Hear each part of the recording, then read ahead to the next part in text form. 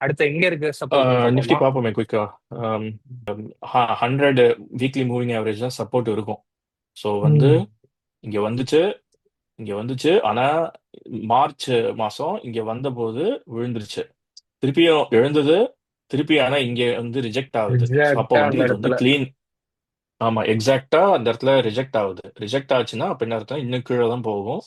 அப்படி போச்சுன்னா ஃபைனல் சப்போர்ட்டும் உங்களுக்கு இங்க 22,100 பக்கத்துல வரும். ஸோ வந்து அடுத்த 2 3 இது வந்து கோரிலேஷன் ஆகுது பாருங்க. இப்போ வந்து பிராட் மார்க்கெட்டு எஸ்என்பி தான் வந்து இப்பதான் கொஞ்சம் வந்து அடி வாங்க ஆரம்பிச்சிருக்கு. ஸோ ம். எஸ்என்பி அடி வாங்கும் போது இப்போ இவரும் அடி வாங்குவாரு.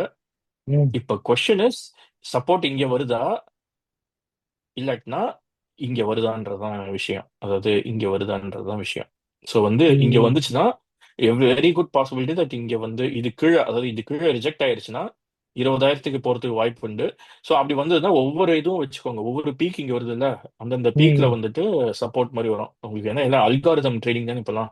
சொன்னா ம். கரெக்டா இந்த மாதிரி இடத்துல தான் சப்போர்ட் வரும். ஸோ வந்து ம். ஸோ ஒன்னு ஒன்னா நீங்க வந்து பார்த்துட்டே வர வேண்டியதான்.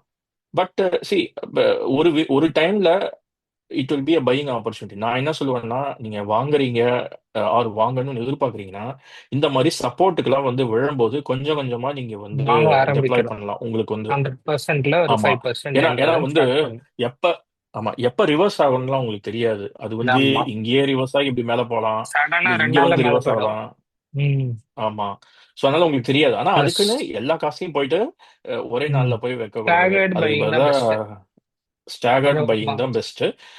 என்னை பொறுத்த வரைக்கும் நான் இதுக்கு எஸ்ஐபியை விட இந்த மாதிரி பை தான் நான் ப்ரிஃபர் பண்றது. ஏன்னா உங்களுக்கு பாத்தீங்கன்னா இப்ப மார்க்கெட்ல பாத்தீங்கன்னா எப்பெல்லாம் பாருங்க இங்க வந்து விழுந்துச்சா டக்குன்னு இது வரைக்கும் விழுந்துச்சு.